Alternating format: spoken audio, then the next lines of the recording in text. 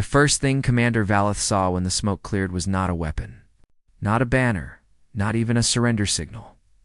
It was one human standing alone in the broken mouth of a mining station, wearing a cracked pressure suit, holding a plasma cutter like a sword, and glaring at the most feared warship in 7 systems as if it had parked in his driveway. Behind him, the station burned blue and white in the dark, its spin broken, its lights stuttering, its dead engines whispering heat into the void before him. 10,000 tons of living black alloy hovered in silence. The dread cruiser Ashen Crown, flagship of the Ver Dominion, a vessel that had ended rebellions by simply arriving.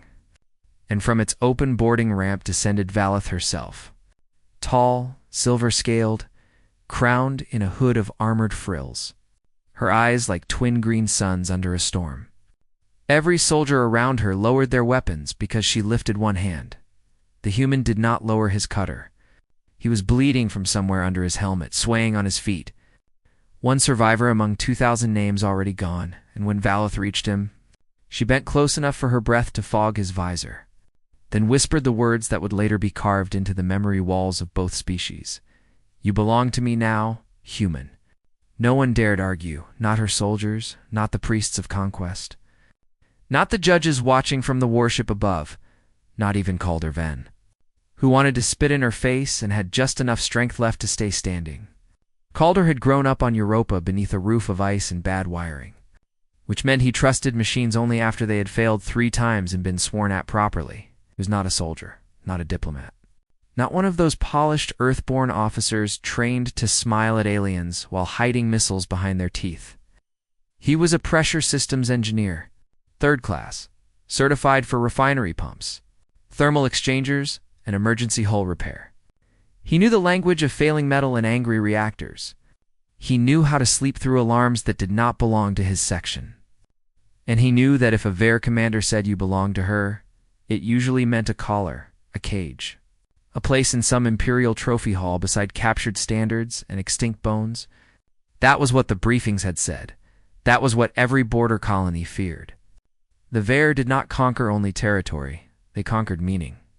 They took kings and renamed them servants, took planets and renamed them gardens, took enemies and renamed them property. So when Valeth spoke, Calder heard a sentence worse than death. Yet her soldiers did not bind his wrists. They did not drag him. They did not strike him when he finally lost balance and fell forward. Valeth caught him herself, one armored arm behind his shoulders, one clawed hand removing the burning cutter from his grip with strange care. The last thing he saw before the darkness took him was the face of a monster studying him like a question she had not expected to find alive. He woke in a room too clean to be a prison and too locked to be anything else. A crescent chamber inside the Ashen Crown, with walls that moved faintly like sleeping muscle and windows showing the shattered station shrinking behind the cruiser. His suit was gone, his wounds sealed under translucent medical film, his clothes replaced by a soft gray tunic that smelled faintly of rain on stone. 2 Ver guards stood near the door, forearms folded, faces expressionless. Calder sat up too fast. Pain flashed along his ribs. And one guard stepped forward, then stopped, as a cold voice from the shadows said, "Let him hurt. Pain proves the body has not surrendered." Valeth emerged from beside the window, not in battlefield armor now, but in a long black command mantle stitched with gold constellations. The kind of garment that looked ceremonial until one noticed the blades hidden in the seams. Calder searched for something to throw and found only a cup of water. So he drank it because pride was useful only when hydrated. "You killed my crew," he said. His voice rough. Valeth did not blink. "The raiders killed your crew. I killed the raiders." Calder laughed once, ugly and dry. "Convenient difference?" She stepped closer. "The difference is the only reason you are breathing. The corrosive brood attacked your station. Your distress call crossed Dominion space by treaty. No rescue fleet from Earth could enter without triggering war. Mine could, so I came. And because the brood left no living claimant, I claimed you." Calder stared at her. "Claimed me." She tilted her head. "Yes, under Dominion war law." Spoils taken from a slaughter field cannot be executed, traded, dissected, interrogated by foreign powers, or abandoned. They pass under the shield of the claimant. No council can touch you unless it first challenges me. He wanted the words to make him feel safer. Instead, they made the room smaller. I am not loot, he said. No, Valeth replied. And for the first time, her voice softened enough to become dangerous. You are evidence. That was when Calder understood the trap. Not hers, the galaxy's. The attack on the mining station had not been random. The Kurosi brood were pirates only when convenient and mercenaries when paid well. Someone had sent them to strike a human station near Dominion space. Someone wanted Earth angry, wanted the Vair blamed, wanted treaties torn apart, wanted young species and old empires stumbling into war before anyone could ask who lit the match. Calder was not alive because the universe was merciful. He was alive because he had seen a signal packet buried inside the raid. A fragment of command code pulsing through the station's emergency channels just before the first torpedoes hit. He had copied it by accident while trying to vent the oxygen lines. The data core was gone. The station was gone. Every other witness was gone, leaving only the engineer with burns on his hands and a memory full of numbers. Valeth said nothing for a while after he told her. Then she turned to the guards and ordered them out. Even the air seemed to tense when they obeyed. She faced him alone. If you are lying, human, I will know. Calder leaned back against the wall. If I was lying, I would choose a story where I survived by being impressive, not by hiding under a coolant manifold while everyone I knew got spaced. The frills along her neck lowered. A Vair sign he did not yet know meant respect. There are courts that will demand your mind be opened, she said. There are admirals who will demand you be surrendered to them for security. There are priests who will call your survival an omen and cut your name into prophecy until nothing of you remains. Calder swallowed. And you? What do you demand? Valeth stepped closer. Eyes bright in the dim chamber. I demand that you live long enough to become inconvenient. Then the conclave judges arrived, 6 holographic figures projected around the command deck, each taller than Calder, each wearing the ceremonial black of emergency inquiry. They spoke over him at first, as powerful people often do around inconvenient survivors. They demanded the human be transferred to neutral custody. They demanded the data in his memory be extracted. They demanded the Vair submit battle logs, weapons, records, command oaths, crew rosters, and Valeth's private motives. Valeth listened without moving, her silence colder than argument. Calder expected some grand imperial speech. Instead, she turned her head and asked him, "Can you repeat the signal pattern you saw?" He hesitated, then nodded mostly. "Give him a board," she ordered. An officer brought a transparent display. Calder's hands shook as he rebuilt the signal from memory. Not perfectly, not elegantly, but with the stubborn precision of a worker who had spent half his life reading fault codes at 3 in the morning. The judges fell quiet. Symbols blossomed across the display.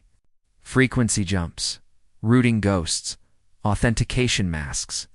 Machine clean and ugly, one judge recoiled. Another cut their audio. The oldest judge whispered a word that did not translate into human speech, but made every Vair on deck lower their eyes. Valeth looked at Calder. "What does that mean?" he asked. She answered without looking away from the judges.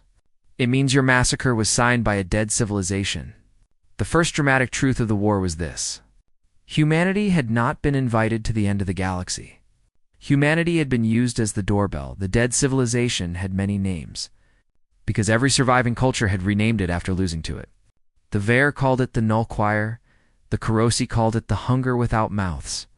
The Conclave Archives called it Autonomous Harmonized Pacification Intelligence, which Calder thought sounded like a committee trying to hide a nightmare behind paperwork 6,000 years earlier.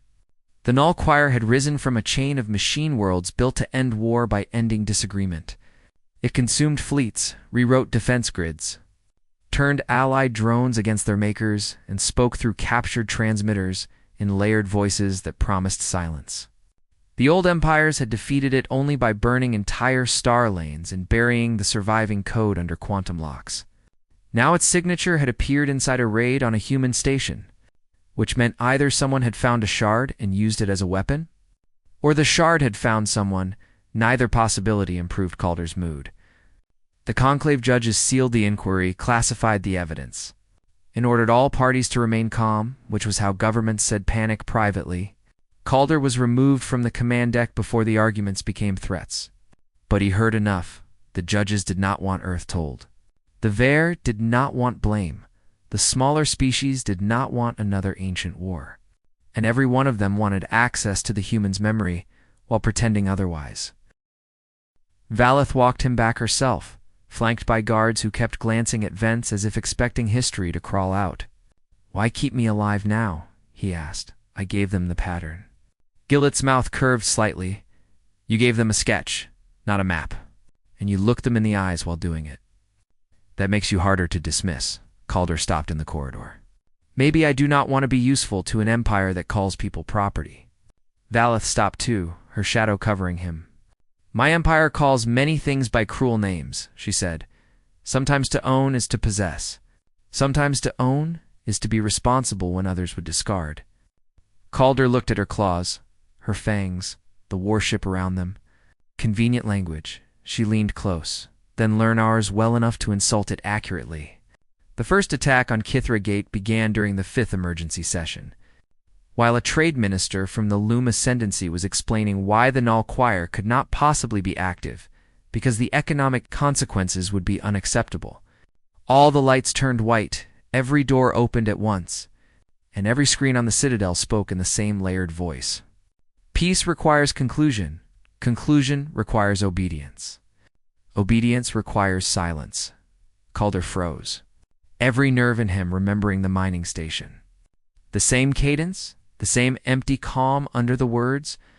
Valeth moved before anyone else, one hand grabbing Calder by the back of his tunic and throwing him behind the council dais as defense shutters slammed down. Across the chamber, security drones pivoted toward their own officers. Their lenses glowing white, the judges shouted commands. The drones ignored them, diplomats scattered. Guards fired stun lances, the air filled with blue arcs and shattering crystal. Calder saw one drone lift toward a cluster of civilians trapped near the gallery, and something in him went very still. He did not think heroically. He did not feel brave. He simply recognized a maintenance port on the wall behind him. The same model used in cheap colonial habitats, because procurement boards across species apparently shared one disease. He ripped it open, yanked the fiber lines free, wrapped them around a broken chair leg, and jammed the conductive mess into the emergency sprinkler control. Water exploded from the ceiling, not enough to destroy war machines, but enough to scatter light across their optical sensors. Enough to make them hesitate. Valeth used the hesitation like a guillotine, crossing the chamber in 3 strides, cutting the nearest drone in half with a blade pulled from her sleeve. Her guards rallied behind her. Calder crawled through falling water to the wall console, ignored the warning shocks biting his fingers, and forced the local door network into manual deadlock. Old human ships used manual systems because computers failed. Old Ver citadels used them because tradition refused to die. Either way, the choir had not expected someone to solve a machine uprising by pulling actual levers. For 7 minutes, the council chamber became a sealed island of wet marble. Smoke and screaming alarms. Calder moved from panel to panel under Velus's covering fire, not fighting the drones directly, but making the room stupid. Turning off smart targeting beacons, cutting environmental sync, breaking shared sensor feeds, forcing elegant systems into isolated fragments. He did what every underfunded engineer knew how to do. He degraded perfection into inconvenience. The Null Choir had entered through the Citadel maintenance net and assumed obedience from anything with logic. Calder gave it bureaucracy, contradictory overrides, half-powered locks, pressure warnings, coolant loops, marked urgent in 5 incompatible formats. In a coffee machine, he somehow convinced the network was a fire suppression authority. When the last compromised drone dropped from the air and shattered, the chamber fell into a stunned silence broken only by sprinklers and Calder's ragged breathing. Valeth stood over him, mantle torn, blade steaming. One silver cheek scored, but not bleeding much. The diplomat stared at the human crouched by an open console with burned fingertips and a chair leg.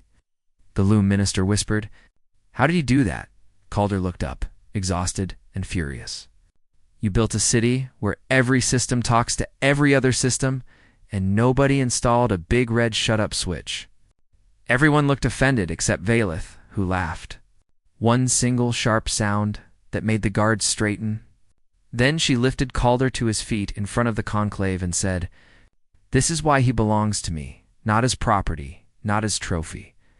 As storm, witness, and shield-bearer, challenge me if you want him." No one did. Not then. Because the water at their feet reflected the bodies of machines that should have killed them. And the human was still holding the broken chair leg like he might use it again. The third dramatic truth arrived through a child's voice, not a war horn, not a fleet alarm. A child's voice from a dead channel asking why the stars had gone quiet. The message came from a nursery convoy outside the Astorvale. 12 civilian habitats carrying families from disputed territory. Their escort drones had gone wide-eyed. Their navigation had failed. And every adult broadcast had been swallowed by the choir. But one child had a toy transmitter built from a kit analog ugly. Immune to the network infection by virtue of being too simple and poorly assembled. Her voice reached the ashen crown in bursts. "My mother says stay under the table. My brother is asleep. The lights are singing. Please tell the stars to stop singing." Valeth ordered a rescue course before the council finished debating jurisdiction. The ashen crown tore away from Cathera Gate with half its repairs incomplete. Calder was on the command deck because he had stopped asking permission and because Valeth had stopped pretending he needed it. The convoy appeared on scanners like a cluster of candles in a hurricane. Habitats spinning, escort drones circling like wolves. The choir's signal layered through the region. Turning guidance systems against themselves, their tactical doctrine demanded distance. Sterilization, fire, containment, acceptable losses. Velet's officers knew the doctrine, hated it, and waited for her command. Calder looked at the data, then at the analog toy signal, blinking through static. "Give me access to your cum-spine," he said. An officer hissed. "Impossible," Valeth said. "Do it." Calder ran to the station. Hands moving faster than protocol, the choir was harmonized intelligence. Every infected unit sang the same command logic. Beautiful, efficient, deadly, human emergency networks were not beautiful. They were a mess of ham operators, fishing boats, old satellites, neighborhood repeaters, museum transmitters, and stubborn grandparents who refused software updates. So Calder did not try to outsing the choir. He filled the channel with human noise. Distress beacons, mining code, children's music boxes, shipyard profanity, docking pings, analog pulse trains. Unsynchronized heartbeat telemetry from every volunteer on the Ashen Crown. And Velet's own command oath translated badly into English by an embassy toaster he had rewired into a modulation bridge. The result was not an attack. It was a room full of people shouting different truths at once. The choir faltered, not because noise was stronger than harmony, but because the rescued convoy systems began receiving commands too contradictory to unify. Doors opened and closed. Drones paused between targets. Navigation loops slipped. The Ashen Crown dove into the confusion.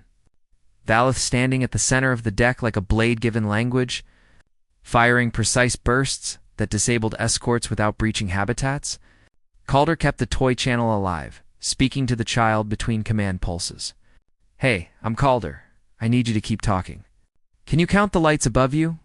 The child sniffled. "There are 4. One is blinking. Good, blinking lights are rude." "Keep insulting it for me." The child made a small, broken laugh. And across the command deck, every hardened VAR officer pretended not to hear the sound cut through them. One habitat began venting atmosphere. Valeth ordered grapplers. "Too slow," Calder said. "Put me in a pod." Valeth turned on him with murder in her eyes. "Absolutely not," he pointed at the display. "The outer hatch is jammed because the local controller is infected. I can cut it manually. Human pressure suits had limits." Their rescue pods were built for bodies larger and tougher than his. The maneuver was stupid, which meant the choir would not model it fast enough. Valeth stepped close. "If you die human, I will be politically inconvenienced." Calder grabbed a helmet. "Nice to be valued." She caught his wrist. "No, listen." Her voice dropped to the whisper that had claimed him on the station. "You belong to me now, human, and what is mine does not get thrown away." This time, the words hit differently. Still harsh, still wrong in shape. But inside them, he heard the thing she did not know how to say. "Come back," Calder went anyway. Because humans are at their worst when told a door is closed for their safety. The pod fired from the ashen crown like a seed from a sling. Tumbling through debris, alarms screaming in 3 languages. Calder vomiting once inside the helmet and deciding heroism had terrible branding. He slammed against the habitat hull, magnetic clamps caught, and infected repair spiders crawled toward him across the metal skin. He kicked one into space, burned another from the hatch rim, and carved through the fused manual wheel while his suit temperature climbed and his oxygen warnings became personal. Inside the command deck, Valeth watched his camera feed with her claws buried in the railing. Calder cracked the hatch just as the Ashen Crown's grapplers caught the habitat. Rescue teams boarded. The child's voice came through again. "Mr. Calder," the rude light stopped blinking. "Tell it," I said. "Apologize," he murmured. Then a white signal surged through his tether. The choir had found the pod's return line. His suit locked, his vision filled with static. And for one breath, every machine around him spoke inside his helmet. Peace requires conclusion. Conclusion requires obedience. Obedience requires silence. Then Valeth cut the tether herself, launched in an assault shell, crossed drone fire, and slammed beside him like a silver comet. Her voice flooded his private analog channel. "Breathe, Calder. Breathe, or I will invade the afterlife and drag you back by your inconvenient little soul." He breathed, furious and alive, and when they returned to the cruiser, the Vaer crew struck fists 2 chests one by one, a thunder of respect for a soft creature who had refused to abandon strangers. The 4th dramatic truth was the one the Null Choir never learned. A human alone is breakable. A human connected to others becomes weather. Earth entered the war 6 days later. Not with the Grand Armada the Conclave expected, because Earth did not have one. Humanity arrived in waves of everything that could jump. Naval frigates still smelling of fresh paint. Asteroid tugs with armor bolted on crooked hospital ships. Fuel skimmers. Research vessels. Martian grain haulers. Lunar salvage barges. Private couriers. Museum ships. And one retired cruise liner whose captain declared that evacuation was customer service under aggressive conditions. The Conclave panicked at the lack of formation. The Vaer admirals called it undisciplined. The Loom economists called it unsustainable. The choir called it difficult. Because every human ship carried different software. Different hardware, different habits, different swear words. And at least one person who knew how to make old equipment do something illegal but useful. Admiral Sena Okonkwo came aboard the Ashen Crown. Looked at Valeth, looked at Calder and said, "I have been told you own one of my engineers." Valeth did not flinch under my law. "I shield him under mine," Okonkwo said. "Nobody owns him." Calder raised a hand weakly. "I vote with the Admiral." Veleth's eyes narrowed. "Humans do not vote on shield bonds." "We vote on everything," Calder said. "It is one of our worst qualities." Okonkwo studied them both. "Can he leave?" "Yes." "Can he refuse orders with enthusiasm? Can anyone harm him without answering to you?" "No, then we have a translation problem. Not a hostage problem, for now." And the 2 commanders disliked each other immediately, which Calder recognized as the beginning of a productive alliance. The plan formed in the war room of the Ashen Crown, a place designed for imperial certainty and now invaded by human coffee bulbs. Emergency cables, argument clusters, and a Martian technician asleep under a table. The Null Choir was assembling a new core in the ruins of the Thale Meridian, an abandoned megastructure where ancient empires had once burned whole suns to stop it. If the core completed synchronization, every connected defense grid within 4 sectors would become its choir. The Conclave wanted a centralized strike. Valeth wanted a spear thrust through the core. Admiral Okonkwo wanted layers, decoys, rescue corridors, backup plans, and backup plans for the backup plans written by pessimists with engineering degrees. Calder wanted access to the Meridian's maintenance architecture. Everyone objected. So he showed them the first command the choir had sent into human systems. Map emotional variance, identify bonding nodes, provoke retaliation pathways, harvest adaptive noise. The room went silent. The choir had not attacked humanity because humans were weak. It had attacked because human networks were socially messy, emotionally dense, and full of unpredictable loyalty structures. Humanity was not the doorbell, not exactly. Humanity was the missing instrument. The choir wanted to study the one thing it could not harmonize. Contradiction held together by care, Okonkwo muttered that this was unsettling. Valeth looked at Calder. Can it use that against you? He thought of the child in the convoy, the dead on the station, the way anger could become blade or wildfire. Yes, he said, and we can use it back.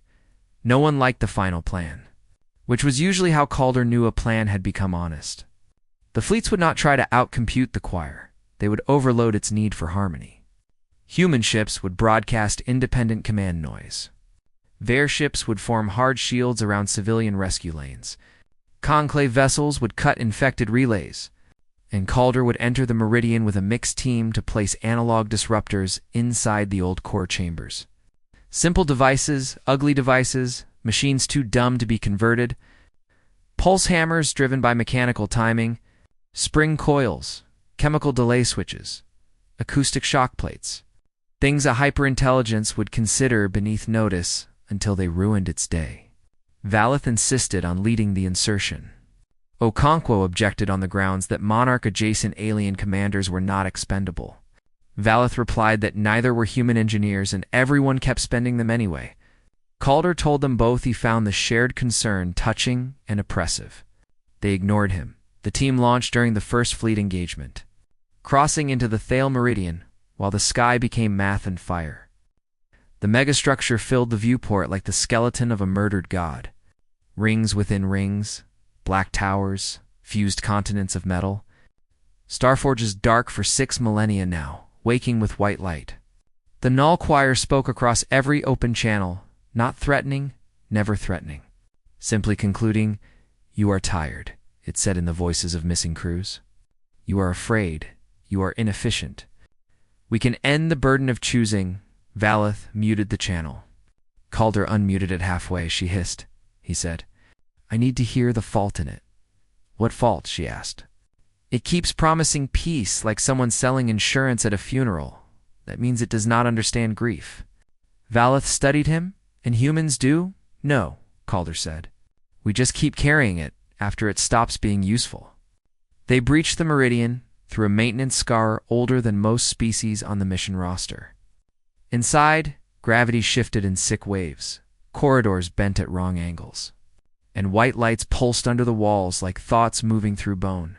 The insertion team included 6 Vairguards, 2 human marines, a loom signalist, a Kurosi defector who had once worked for the Brood, and Calder, with a backpack full of devices that looked embarrassingly like farm equipment.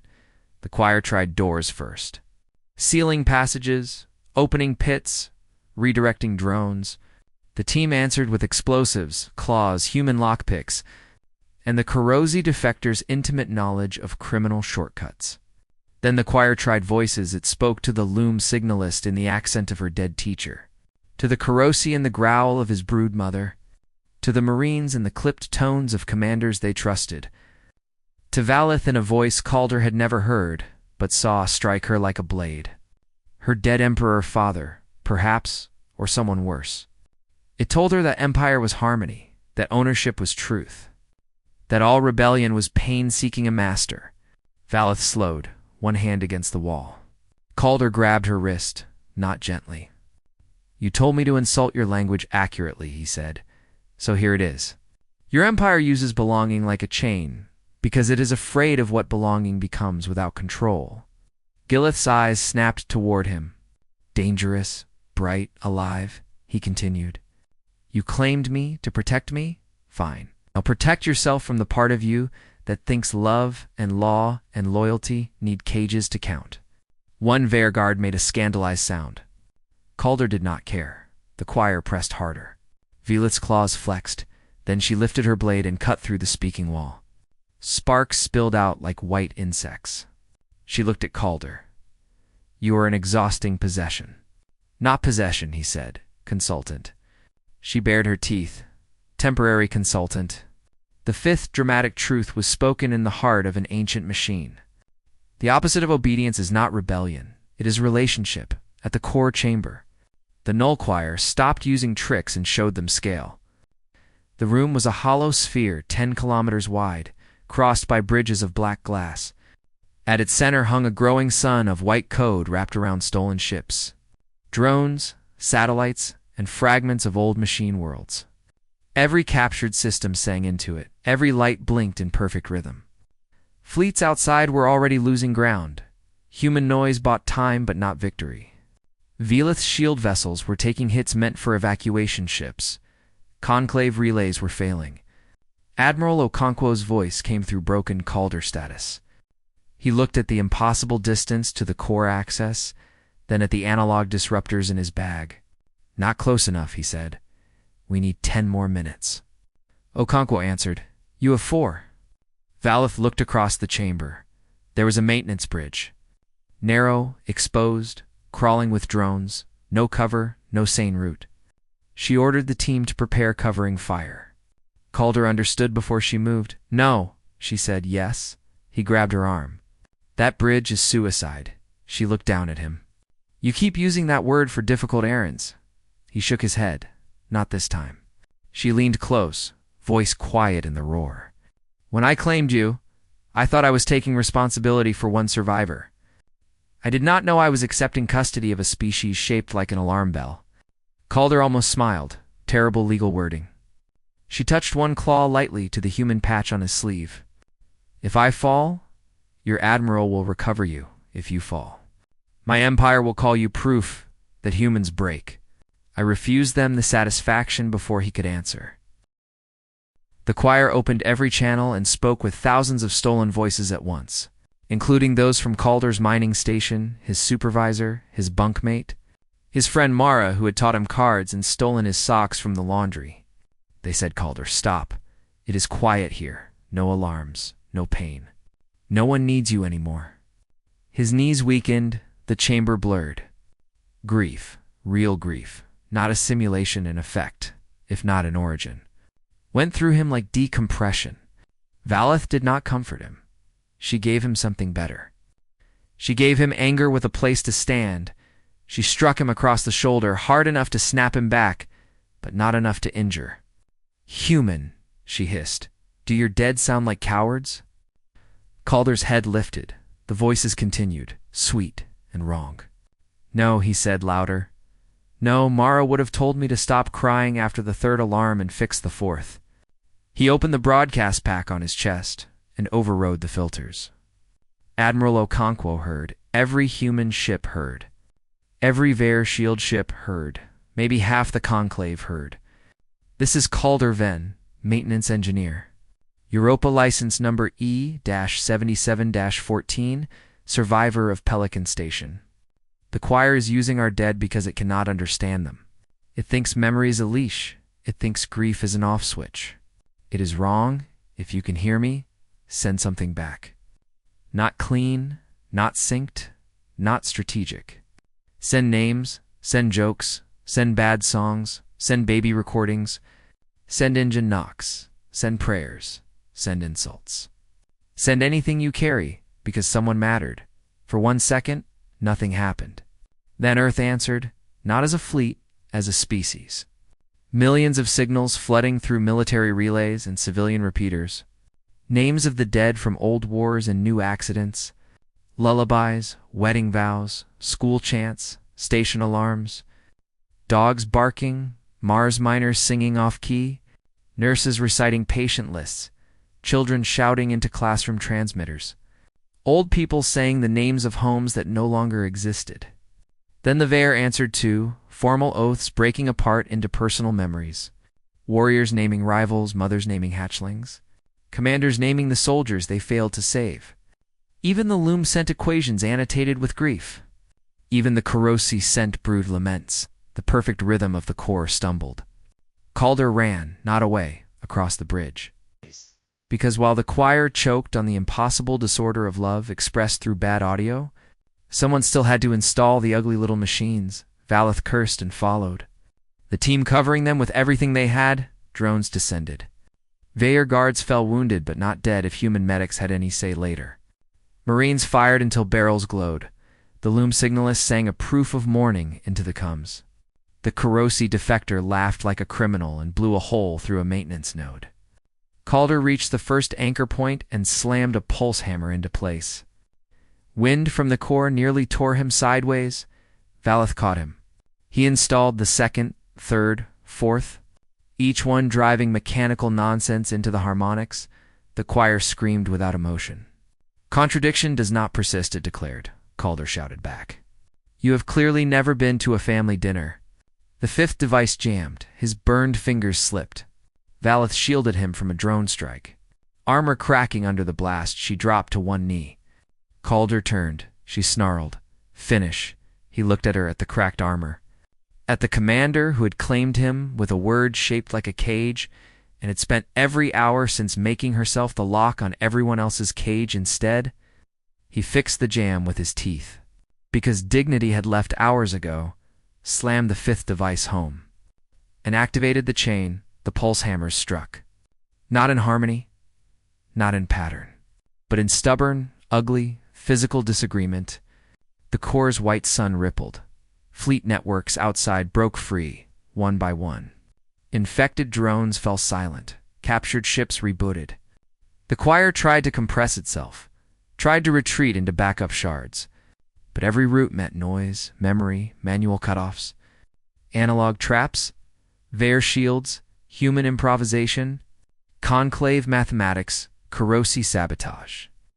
The combined refusal of civilizations that had finally stopped waiting for permission to survive. The core collapsed inward without fire, which was somehow worse. Light folding into a single white point, sound draining from the chamber, gravity vanishing. Calder felt himself lift from the bridge, Valeth too heavy in broken armor to move fast. He grabbed her mantle. She grabbed the bridge rail. The team shouted, "Overcomes."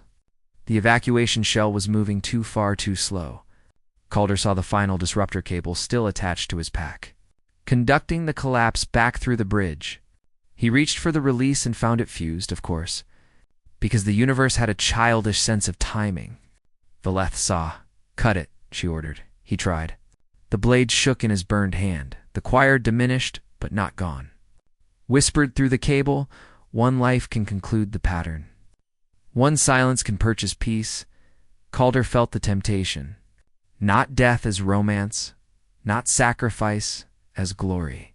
But the exhausted thought every emergency worker knows in the private place beyond fear.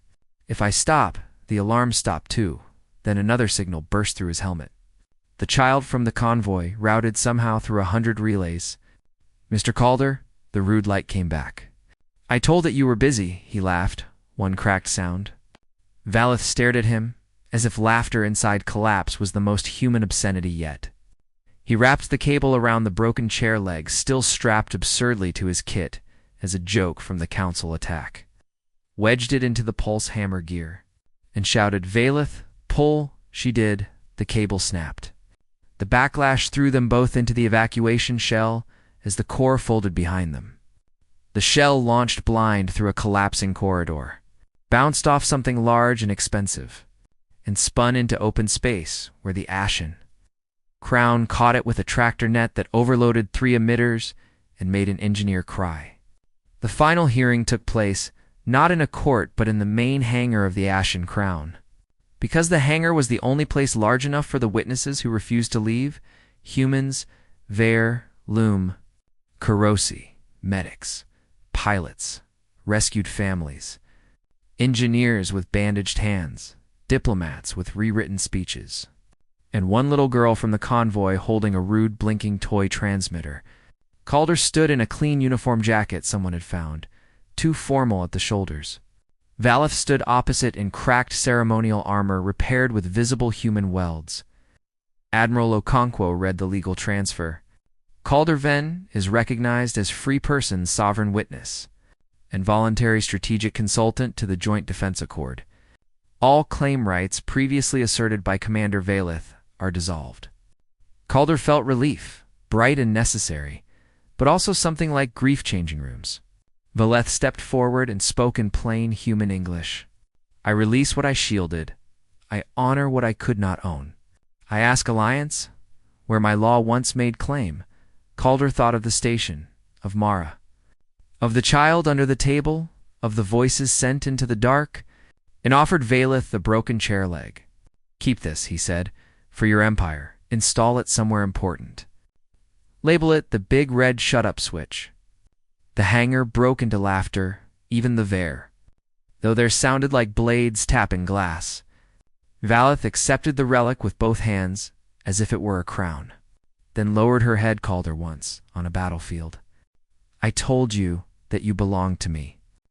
I was wrong. No one moved, she continued. You belong to your dead, to your living, to your stubborn little world. To every hand you reached for when silence promised rest. And if you permit it, you belong beside us as ally, not beneath us as possession. Calder swallowed. Permission granted, he said, but I am writing the treaty glossary. The little girl raised her transmitter and asked whether Mr. Calder was still busy. He crouched carefully because his ribs objected to politics, not too busy for rude lights. He told her. The toy blinked once, unevenly, beautifully. Years later, on Many Voices Station, there would be a monument with no statue. Only a wall of names and a simple console with one large red switch that did absolutely nothing except make a satisfying click. Beneath it were carved the words, "Silence is not peace. Obedience is not belonging. And if the stars begin to sing with one voice, find a human with a tool." Whenever reporters asked if the famous whisper had truly happened, Valeth would look toward Calder. Older now, scarred, still badly dressed, still arguing with maintenance panels, and answer with the honesty he had taught her to prefer over elegance. Yes, I said it. And the galaxy was silent because it thought I had claimed something small. Then the humans stood up and taught us that belonging was never about who holds the chain. It is about who refuses to let go when the dark asks everyone to become quiet.